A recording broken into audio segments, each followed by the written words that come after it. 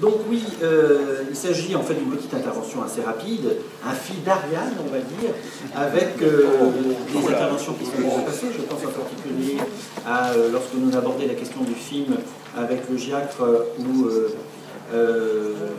l'autre intervention de nos amis ex-mémoire de l'EDS. Puisque en fait, donc là c'est comme responsable de la Cinémathèque centrale de l'enseignement public, un fonds de films pédagogiques et documentaires qui dépend de la direction des bibliothèques universitaires de l'Université Paris 3 Sorbonne Nouvelle, que je m'adresse à vous. Mais je pense que c'est une problématique qui est plus générale, celle en gros des fonds de taille diverse de films, qui soient à la fois soit publics, soit privés, qui comportent donc des films sur la thématique aéronautique. Alors, la collection publique donc de la Cinémathèque centrale est historiquement a été conçue pour la diffuser de la maternelle à l'université des films entre 1920 et 1989. Puis il y a à peu près 2500 titres en format 16 et 35 mm, dont à peu près un tiers, soit environ 830 titres, sont actuellement numérisés et disponibles sur une interface en attendant autre chose. On parlait tout à l'heure de Gallica, j'aimerais bien aller sur Gallica vidéo. En attendant notre interface, c'est sur donc Virtuos Plus. Parmi les nombreuses thématiques, donc il y a l'agriculture, la médecine, le théâtre, la littérature, les mathématiques, l'histoire, la biologie, etc., etc. Et environ 1% de ces films portent directement sur l'aéronautique.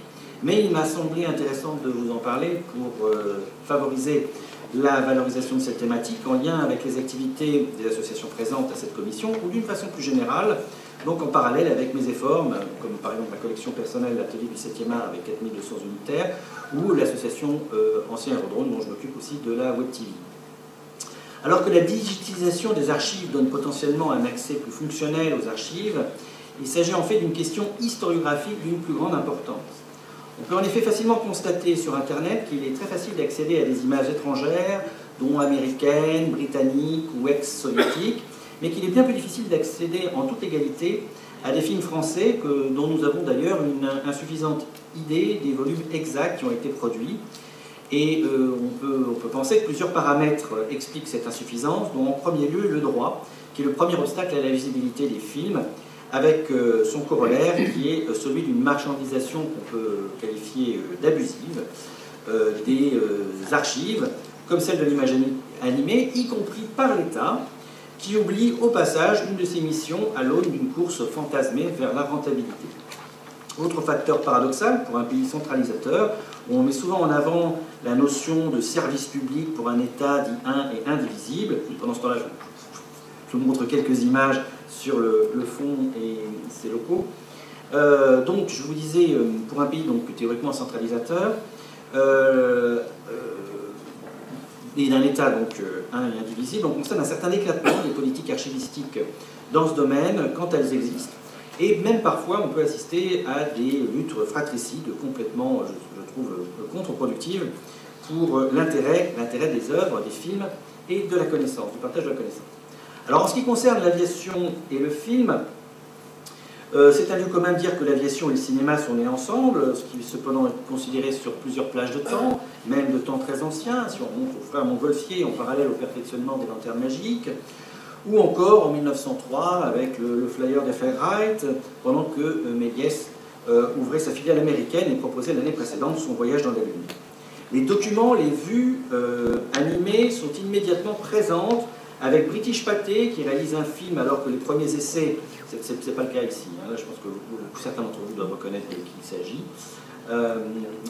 donc qui réalise un film dans des premiers essais des frères Wright. Les machines volantes font rêver des générations de spectateurs, dont les scolaires, et donc une grande partie de ces films sont conçus sous la forme d'anthologie, en fait d'anthologie historique de l'histoire de l'aviation, fait pour être donc diffusé dans les classes, comme par exemple Le Miracle des ailes en 1961, dont un des co-réalisateurs est Jean Mitry, et donc des projections en argentique qui s'effectuent donc en parallèle à partir de 1954 jusqu'en 2004, la télévision scolaire, dont le fonds est aujourd'hui géré par Canopé, qui en diffuse certains ou en produit d'autres. Par exemple, en 1982, un film sur Jacqueline Lorgueul, qui est actuellement visible sur Gallica Vidéo. Certains de ces films me semblent cependant toujours éligibles, comme celui-ci, dont vous allez voir un extrait tout à l'heure, au contexte initial de la réalisation, c'est-à-dire celui d'être des supports de cours pour le BESA, puis après le BIA, ou dans des contextes équivalents. Alors, dans le fond donc, de la Cinémathèque centrale, on repère notamment donc, ces films destinés à la formation via la mécanique du vol, et par exemple des films produits en Grande-Bretagne dans l'immédiat après-guerre par la Film Chain Unit, qui fut acheté sur l'étagère à l'instar de 7 titres sur la portance, la poussée, la traînée, ou par exemple l'hélice d'avion, qui me semble toujours pertinent. En fait, quand on creuse un peu la question, dès avant-guerre, notamment, on a parlé de la notion populaire tout à l'heure, à partir de 1936-1937, des films réalisés donc sur des questions comme la navigation aérienne, le pilotage en visibilité, etc., avec de très belles copies dont je dispose dans le cadre donc, de la Cinémathèque centrale, et qui sont tombés complètement dans l'oubli et qui aujourd'hui, je pense, mériteraient un intérêt. Donc les aéronefs sont également présents dans nos films documentaires sur des sujets connexes comme l'industrie, le traitement agricole, la météorologie, l'accès aux zones inhospitalières, l'histoire contemporaine dont militaire, des représentations diverses dont l'aéronaval, mais aussi par exemple l'archéologie aérienne, ou encore de petites fictions récréatives. Certains titres sont d'ailleurs communs à d'autres organismes, comme De l'avion à la carte, je ne sais pas si vous connaissez ce film, qui est disponible sur l'interface, le site de l'IGN, en fait, qui est un très beau film qui montre la richesse des moyens techniques d'ailleurs de l'IGN. Il y a un film de 1957. Sont manquants dans notre catalogue donc, un certain nombre de titres, dont ceux les plus techniques.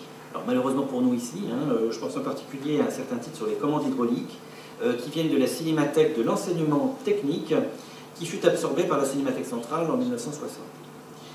Reste d'une façon générale à recenser ce qui est disponible, y compris d'ailleurs à la DGAC. On parlait tout à l'heure au repas des films par exemple du STAC sur lesquels moi j'ai eu l'opportunité de travailler en 2015 et qui sont vraiment très très intéressants, très beaux, en plus en couleur.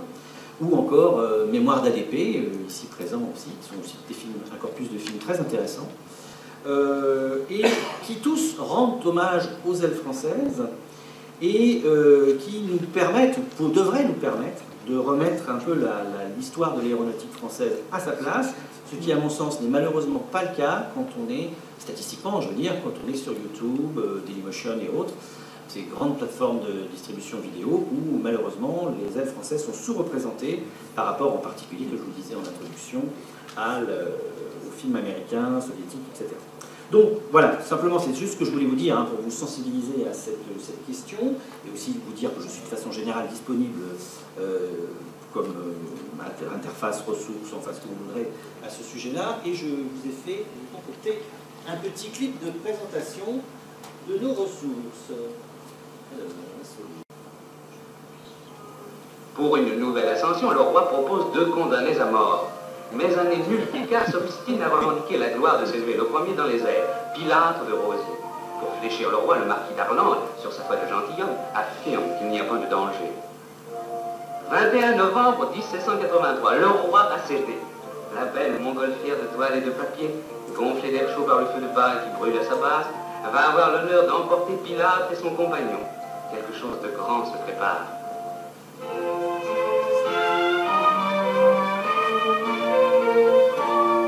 Les spectateurs ne peuvent s'empêcher d'éprouver un sentiment mêlé de crainte et d'admiration.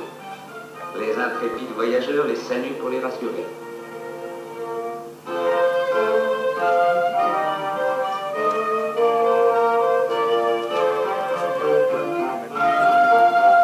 Et comme on ne perd pas des yeux la machine qui plane au-dessus de Paris, on partage la merveilleuse confiance des aéronautes. On s'élance à leur poursuite.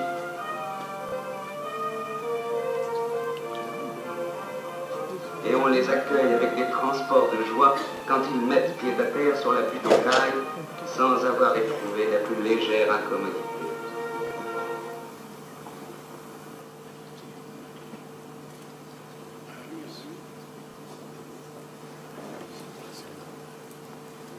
C'est de ce centre, plaisamment baptisé la Rosière, que la radiogoniométrie guide les oiseaux mécaniques aux quatre coins du ciel, dans ce langage mystérieux qui ressemble à un gazouillis.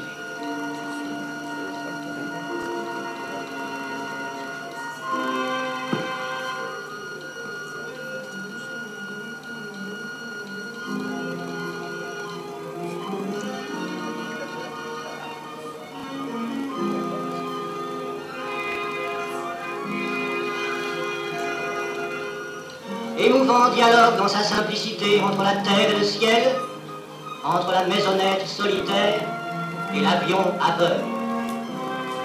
Dans la crasse complète, il suit sa route sans défaillance. Il a pris de l'altitude et bientôt il émerge dans un soleil réconfortant sur un océan de nuages.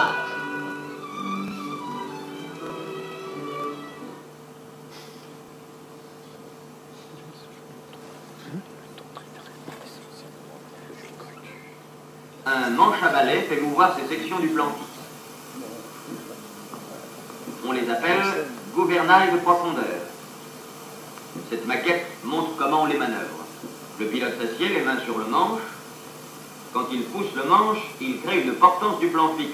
Quand il le tire à lui, il charge le plan fixe vers le bas. Poussons le manche, le gouvernail de profondeur augmente la portance de la queue et l'avion se met en piqué. Tirons le manche, la portance de la queue diminue et l'avion se cabre. Le gouvernail de profondeur est placé très en arrière des centres de portance et de gravité, de sorte qu'il suffit d'une petite pression pour le mouvoir et changer la position de l'appareil. Ainsi, le gouvernail de profondeur permet de cabrer l'avion ou de le faire piquer à volonté.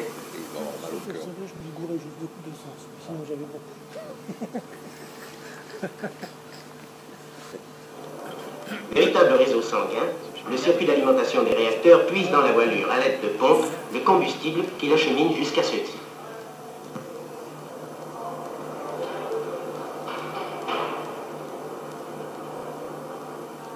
Et lorsque tous ces circuits, tous ces organes auront été installés, lorsqu'on aura fixé le dernier Karman,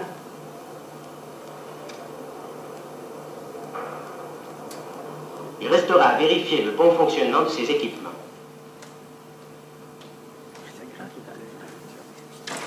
Autant de facteurs pour favoriser le développement de cet insecte indésirable. Une arme pour lutter, le gene, qui réunit à lui tout seul deux traitements inséparables pour être efficace. Nous, commission de démoustication du Languedoc, nous avons tout de suite admis qu'avant de s'attaquer à l'adulte, il fallait tuer l'enfant. Ici, la larve. Par arrosage de DDT sur les bordures des étangs et des marais, sur les minces bandes de broussailles qui émergent ça et là dans les marécages, nous essayons de détruire ces nids innombrables qui couvent invisibles.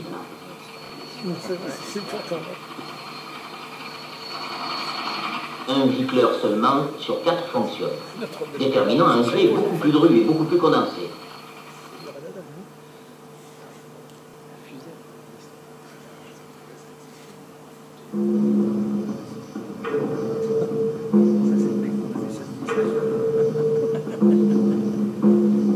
Pour accéder à ce nouvel état de grâce où la pesanteur elle-même a disparu, il aura dû apprendre à danser en n'utilisant non plus ses bras et ses jambes, mais ces nouveaux membres surnaturels que sont les lance-jets directionnels de peroxyde de nitrogène comprimé.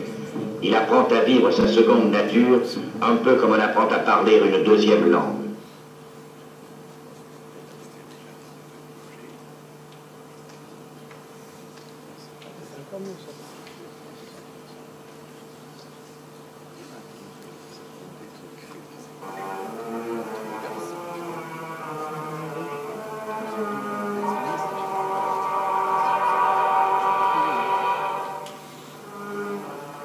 La descente s'est bien effectuée. Maintenant, l'hélicoptère va venir prendre des blessés à 2700 mètres d'altitude, près d'Ursule.